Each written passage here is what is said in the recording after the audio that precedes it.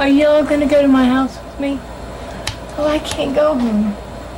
We're not going. Shit. It's excruciating. I'm trying to save lives.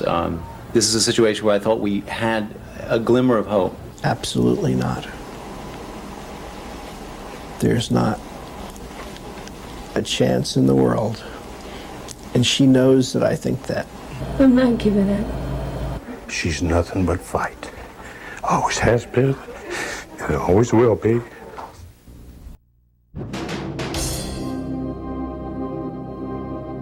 We're at Seattle's Best Coffee. My favorite place to get coffee in the morning with all of my friends. Melinda Gaffney has a lot of friends on trendy Montana Street in Santa Monica. She moved here from Houston in 1988 to fulfill a childhood dream. She found exactly what she was looking for: an oceanfront job at a celebrity booking agency, a cozy apartment just blocks from the beach, a string of suitors to sweep her up off her feet, and lots of admirers who became good friends. She had hair down to here, and it was wild, and she had the greatest body that you'll ever see. She was a runner and an athlete. I ran San Vicente for 10 years. Trained for the LA Marathon over there. But that ended abruptly in September of '96. One day, she couldn't run. She was having pain in her right hip. She thought at first it was a pulled muscle. Maybe it was a touch of arthritis, or maybe some strain, but it didn't get better. So Melinda got x-rays and a prescription for painkillers. And that worked. It worked. It definitely made the pain subside. It then came back again, gradually. Though her doctor suggested more extensive testing, Melinda refused. It was the money. I didn't have about $2,500 is what it would have taken to get an MRI. But several months later, the pills stopped working. Melinda had no choice but to come up with the cash. I got the MRI the end of February of '97. And immediately, my orthopedic surgeon called me up and said, I'm sending you to this specialist at UCLA. He was my teacher. He's the best around. His name's Dr. Jeffrey Eckhart. Hello, I'm Dr. Eckhart. These are always difficult conversations, and I usually broach them directly. He just plopped the films up on the screen, and he said, Melinda, you have cancer. He said, you have bone cancer. And I looked up at him and I said, am I going to lose my hair? He said, yeah. He said, that's the least of your worries. Then, of course, the issue came up, how are we going to deal with this? What are we going to do? And that was a major issue since she didn't have any insurance. Melinda was quickly shuttled out of UCLA and admitted to County USC, which is where you go when you're sick and uninsured in LA. But within a week, Melinda was back home in Houston, about to start treatment at one of the most acclaimed cancer centers in the world. I was able to get into MD Anderson, and I did that by claiming Texas residency. MD Anderson Cancer Center provides care for Texans whether or not they have the money to pay. I was from Texas. My family lived in Texas. Because she's a resident of the state of Texas and uninsured, she's gotten better treatment than many of the people who have insurance, because now the insurance says you can't do this and you can't do that.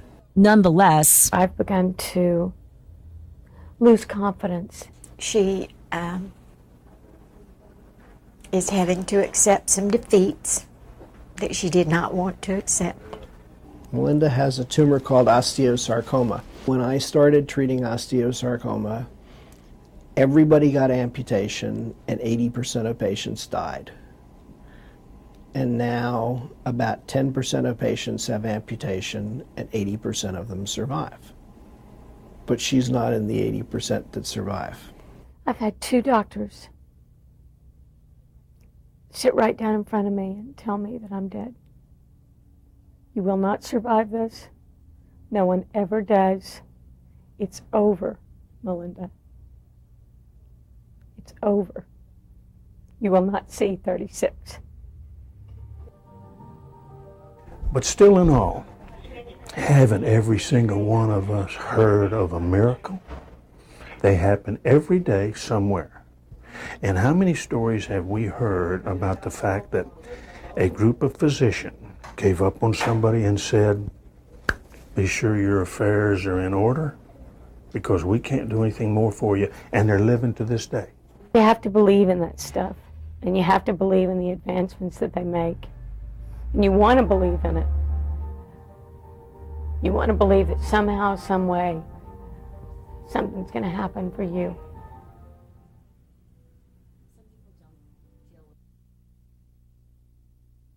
I want a little Yanni. I need something easy on my brain right now. You know, it's excruciating in every way. Physically, emotionally, spiritually. And I mean, you sit there and think, where's it going next? And is it going to my pancreas? Is it going to my liver? Where's it going? We don't get easy cases. We virtually never see a first-line therapy or an easy case.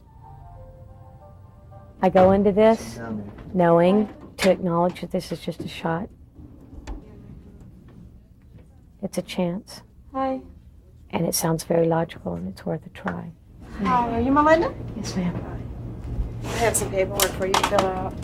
102 3/4. How tall are you? Is that all I weigh now? Mm-hmm. I'm 5'4". Oh my gosh. If this guy can save my life, it'll be huge. It will. It will. Hello. Hi. I'm Robert Nagorny. Melinda Gaffney. Hi, well, nice to meet you. And you're? I'm Erin. Hi, Erin. Best friend. Hi, nice to meet you. Now, we're just going to go ahead and interview you, and the whole thing is going to be filmed. That's okay with you? And the intimate details of your life are going to be on. I'll let you know if I have a problem with anything, okay? All right. How old are you, Melinda? 35. You were first diagnosed when? March of 1997. So at the time that they found the osteogenic sarcoma, they said you need what? Heavy-duty chemotherapy, surgery. What was the date of your surgery? July the 16th of 97. I've had my pelvic bone ripped out of me and a quarter of my sacrum. Before surgery, you can see on the plain x-rays the tumor here, which shows up as a relative area of brightness in the back part of the pelvis on the right. On the MRI study, we can see a very large tumor coming off the back of that bone, which you can't see on the plain x-ray. Now, historically, the only thing that we would have to offer somebody like Melinda would be an amputation, where we take the entire hindquarter off, which is the pelvis portion of the sacrum and the leg. Melinda's leg was spared, but these x-rays showed just how much of her pelvis was sacrificed. This has all been removed.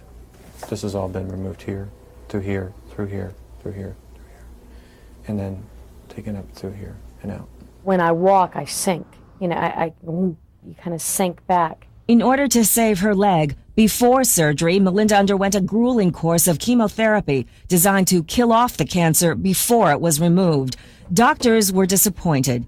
Lab tests after surgery revealed her tumor had survived the assault from the drugs. However, they did say they got clean margins. And what did they suggest afterward? More chemo?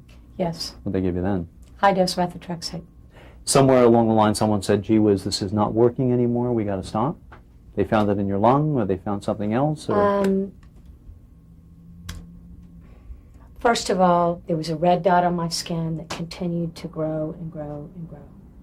I was also having pain in my right arm, which I complained about for almost 3 months before any x-rays were done. And you have something on your skin in the back? Yes, I have a very large open wound that's now bleeding. Okay. Let's see what we can do. You lay back.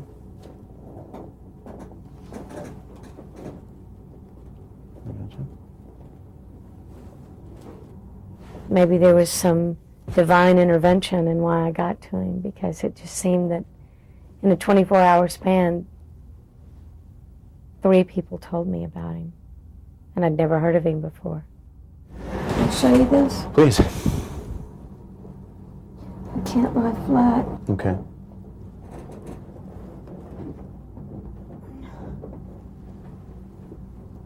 It's getting big fast.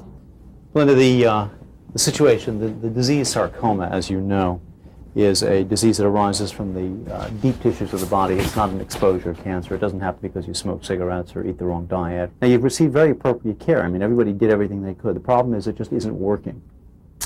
We feel that cancer therapies are not always best delivered to people as if everyone were the same. We have a kind of disagreement with the one-size-fits-all approach. What we measure in the test tube is what drug or combination of drugs will kill your cells. We take a piece of each patient's cancer and we expose it to all the drugs of interest.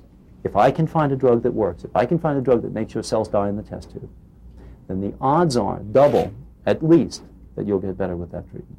If the drugs don't look good in the test tube, the odds of your getting better are tiny.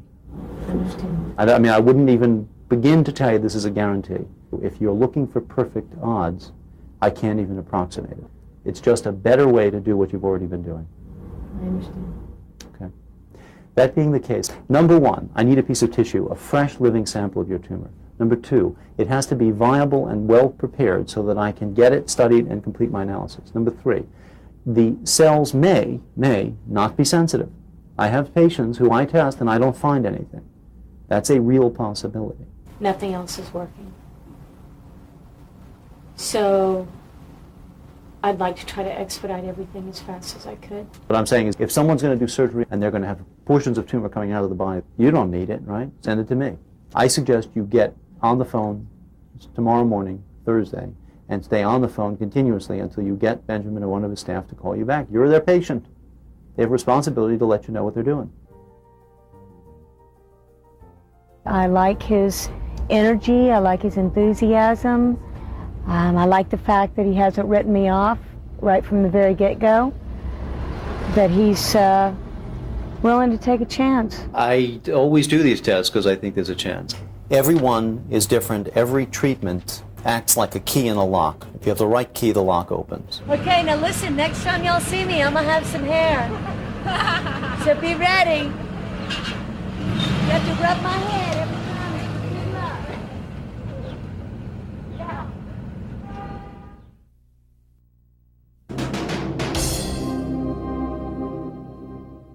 Pain. Pain in my arm, pain in my chest, pain in my back, and that nerve going down my right leg. It's like a lightning bolt. Very painful. I just took 2 pain pills, 2 Lortabs, but they're getting to where they don't work.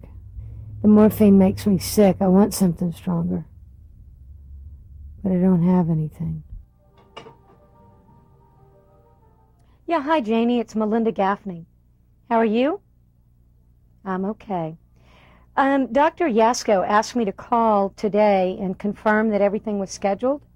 Okay, put the heat on him that I want it Wednesday. I know if he can do it Wednesday, because I want to hurry this thing along. I've been waiting for a month for them to tell me when this surgery is going to be, and during this month, I can visually see this with my own 2 eyes, what's happening to me. And I feel the pain in my arm getting worse, and I see this thing on my back getting bigger. You can see it. It's not like it's internal and you don't know about it. It's there. It's definitely getting worse and worse and worse. And if they don't hurry up, it's going through my spine. This I know. It really is like a horror movie to me. Melinda decided you should see this, the excruciating wound she's lived with for almost a year. She says for 8 months her doctors dismissed it as a slow-healing ulcer, but a biopsy last April revealed in reality it's the cancer. It's been so hard for me and so painful. And I think for anyone to imagine something like this happening and to visually see it and watch it get worse daily. Every time I went in there, I tried to tell them that this was not right and that something was wrong. Who knows your body better than you? Nobody. Nobody. And as they're telling me it's a sacral ulcer, in my heart of hearts, I knew. She's not an easy patient to treat. Dr. Robert Benjamin is chief sarcoma specialist at MD Anderson and is in charge of Melinda's overall care. Dr. Benjamin points out it's not always been easy for his staff to get appointments with Melinda, especially for the testing required after a tough round of chemo. it didn't fit in with her schedule or her priorities. So she would not check in when she had dangerously low blood counts, or have as her first priority, when can I get on the plane back to Los Angeles, rather than staying here to take care of herself.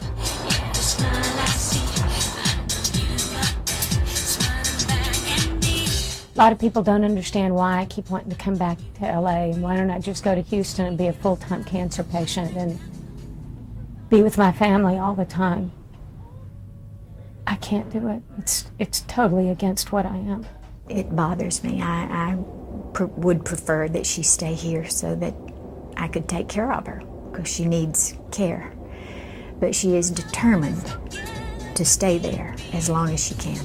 She makes judgments about what's important to her, and those take priority over the judgments that I make as to what's important to her. For me, being out here is great energy. I love being at my place. I love going to the office to have a purpose and to feel like I exist and that I have friends and that I'm busy and to have something normal in my life. That's what I really strive for. However, the cancer has taken its toll not only physically, but financially. Money is a huge issue for me. And my family has modest means, but they do what they can do all the time. I would not be able to maintain this place if it weren't for them. And they know how much this means to me, because giving this up means that it's over. It's over. I'm sure that if I can survive this, I'll forever be reaching out to as many people as I can, because I understand the pain. It's suffering, and it's pain, it's heartache. But I've also learned some really valuable lessons of great friendships and a lot of love. Melinda owns this coffee shop. This is Sasha. And Sasha's a great friend. I feel privileged to be your friend, sweetie. We're going to stop by and see Erin for a second. Erin's always on me about eating. Did you eat today? Did you eat yet? You've got to eat. Hi, honey. Hi, baby. How are you? Good. How are you doing? I love my friends. I spend great quality time with people that I really enjoy. Tommy! And they see me and they wrap their arms around me and they give me a big hug and a kiss. That means a lot. Like they're not afraid of me. I could be back in a week. I could be back in a month. It's now Melinda's last night in LA. Tomorrow she leaves for Houston to begin her next round of surgery at MD Anderson. What am I going to take? I'll take all of my scarves. Just because. Maybe I'll take these. They're baggy. Wish I could be taking my beautiful high-heel shoes. My biggest fear is that I'll lose function of my right arm and I won't walk, and I'll be able to wave with my left hand. Knowing me, I'd probably want to come right back out here and get in some automatic wheelchair where I'm cruising down Montana, you know, hey, what's going on? And I'd still want to go to the office.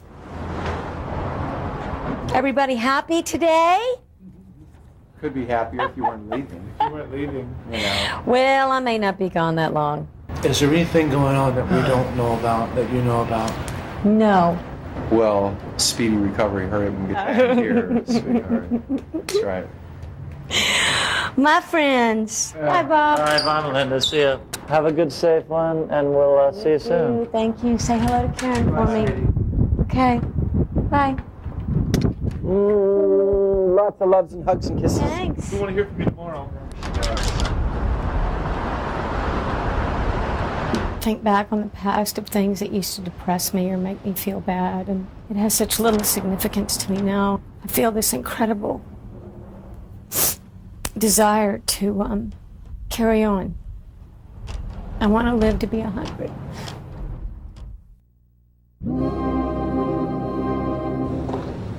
It's 10:30 Tuesday morning. Melinda was supposed to be here at MD Anderson 2 hours ago, but she's only now able to get herself standing upright. Last night's flight from LA to Houston was more than exhausting for her. It was agony. She still feels the raging after effects of the seat back poking into the tumor that's pressing against the nerves of her spine. Put your hand on my shoulder. We're getting ready to see whether she can embark on a series of surgical procedures that are designed to try to help relieve her pain and prevent her from having too much more pain. Hi, how are you doing? Hi, I'm fine. I'm just getting an arm x-ray. And I don't know whether we're going to be able to accomplish that or not. And I don't know whether, even if it could be accomplished, whether she will accept the consequences of that surgery. I know that they're going to say this to me. I'm ready for it. Melinda Gaffney? It's not going to shock me. I know it's part of the drill. Don't get me throwing up on camera. Show them anything they want, but don't get me throwing up. Hold your breath. Can you turn towards me this way? I now have tumor in my arm. It's metastasized and it's spread everywhere. It's primarily spread to bone, which is unusual, rather than just to lung. The disease in her bone is not going to kill her, but it's going to make her pretty miserable. And you can breathe. I never dreamed my life would go this way. But Melinda is not the first Gaffney to battle cancer. I believe that Melinda probably has inherited the tendency for cancer from my side of the family. It killed her father's uncle at 28. Several great-aunts died of it as well. And you know, while you can't dwell on that, you can't help but feel a little bit of guilt. You think, oh gosh, I hate it.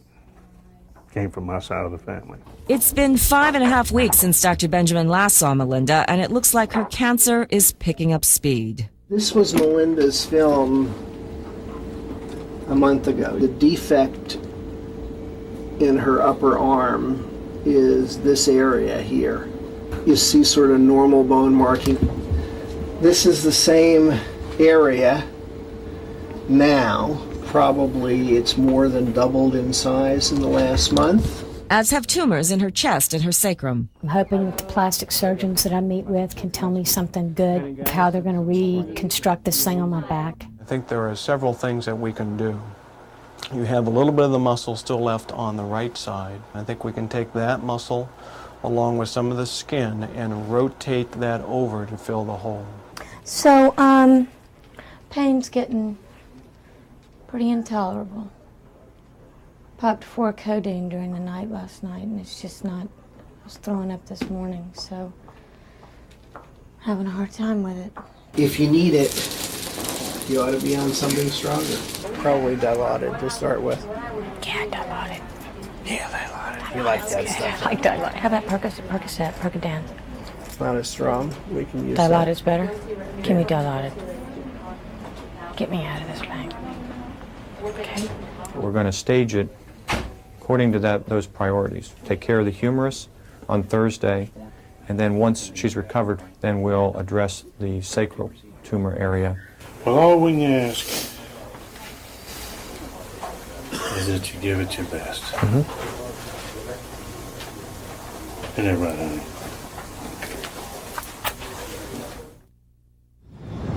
This can't be a day too soon for me. I'm not happy, but I desperately want help. We're in outpatient surgery at MD Anderson. It's 6:20, and I'm getting ready to have surgery on my right shoulder and my lymph nodes. I got a manicure and a pedicure. I know that I was going to be up on the table and people are going to be all over me and they might see my feet. Your nails look pretty. Your nails look pretty. I have a question. I want to know, I can't lay on my back because I have a large tumor on my sacrum. How are they going to get me to lay flat and be still? Positioning wise in the operating room, don't worry about it. Your positioning won't be a problem, I guarantee. Love you, Mommy. I love you too. You're crying. Why are you crying? I just hate to see you have to go through this. Yeah. Her mother, of course, is one of the greats in terms of giving and caring. And she feels Melinda's pain, and she feels every ache that she has. And I can promise those that'll listen, I'd trade places with her. I would take the hickey, and I mean it sincerely. And her mother does too. You hear me? I love you. I'm her best friend, and she's mine.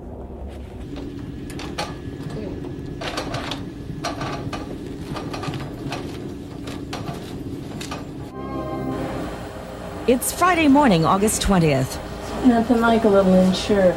It's now been 6.5 weeks since we first met Melinda. Little bit of eyelashes coming back. 5 weeks since she last cruised Montana. We're in my hood. 4 weeks since she arrived in Houston. You got the Taz on your ears. And 2 weeks since Dr. Nagorny completed his analysis of drug tests performed on the tumor from her arm. It's one of the most striking results I've ever seen. All I can say is I completely understand why this patient does not benefit from chemotherapy. There are concentrations of drugs in these test tubes that are far beyond anything you can achieve in a patient. And 100% of the cells are alive. This is a case where almost everything is bad with the exception of one drug. That drug is called etoposide, and what it did to Melinda's cancer cells in the test tube was startling. As you can see, at a concentration which would reflect clinical activity, this patient's cancer cells are mostly dying and obviously injured. It's telling us something about this patient's cancer. It would suggest that that is an angle of attack for this cancer. But will doctors in Houston agree to give it to her? If she wants the treatment, and we think that she can tolerate the treatment, then we'll give her the treatment. If we think that for sure we're going to kill her when we do it, then we're not going to do it. I just keep thinking that every day things are going to get better. It's a very difficult thing for me.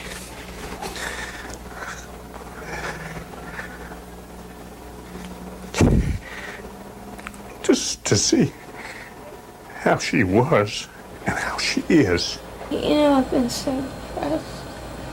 So depressed. Been dealing with severe depression. This is the first time Melinda has been on her back in 19 days. A week after surgery on the arm, doctors removed the gaping tumor on her lower back and replaced it with tissue taken from her hamstring. No mascara. Oh, well, right now she's brushing her eyebrows and crimping up a little bit. And here comes the physical therapist. Well, I'm going to let you go. Push with your arms, push. Sarah. Are you ready? Yeah. Hi, Melinda. Hey, you. How are you?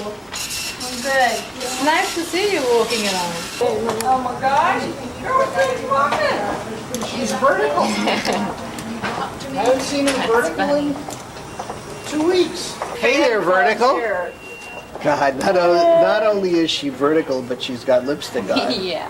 Hi, gorgeous. I did. Put on lipstick.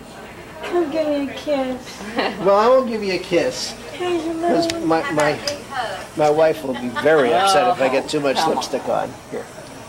I'll give you a big hug. How's that? How you doing?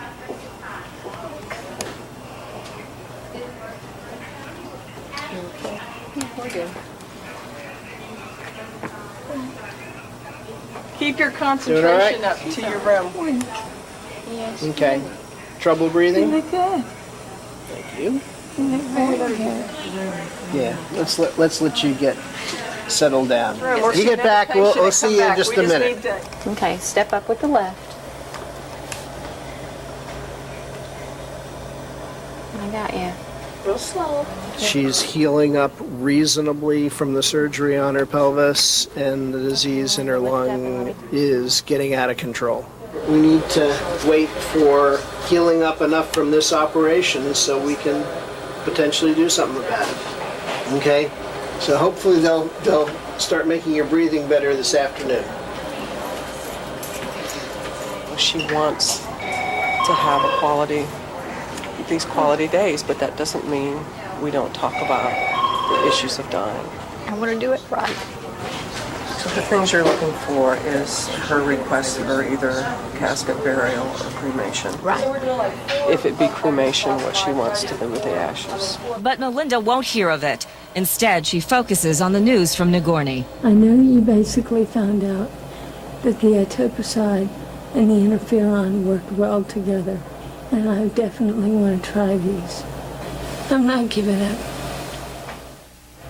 It's Saturday, August 21st. Would you like for me to read a little of the paper to you? Last night she just struggled and struggled and struggled, and she couldn't sleep. She's been struggling since late yesterday. Melinda is waiting for a thoracentesis, procedure to drain the fluid that's built up in her lungs. That fluid is causing pressure against the lining of the lung. That's why I can't breathe. But in the midst of all the suffering, there have also been great blessings. Old friends from childhood who have recently resurfaced. Melinda, you okay? It's Michelle. Friends from junior high and high school that she's not seen in the interim. And they found out that this had happened to her, and here they came. How's your night? I'm so ill. I feel like I'm dying. You've gone through a lot. You've gone through a lot, sweetie. You're a strong lady, Melinda. I admire you a lot. Did you notice today how all of her friends were touching her? And I saw that as something very positive. You know, in primitive societies, when someone was very ill or dying, they would gather around and put their hands on the person. And I thought, here we are in Houston, Texas in 1998 doing something that primitive people used to do. That's what we're doing.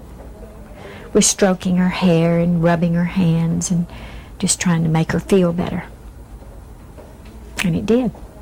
I think it did make her feel better. Amazing grace, how sweet the sound. It's my understanding that the patient died from complications of her illness, which I don't think was necessarily unexpected. The sad thing for us is that we felt that we might have found something that would have worked for her, and because she was so ill, she never got to try it.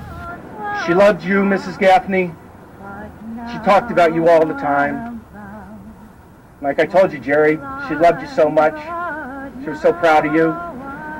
And I know she loved everybody here. We don't see a whole lot of patients who manage to make the type of lifestyle decisions that she's made during the time of treatment. And in her situation, since the treatment hasn't been very successful, I guess those were good decisions because she was able to do what she wanted to do.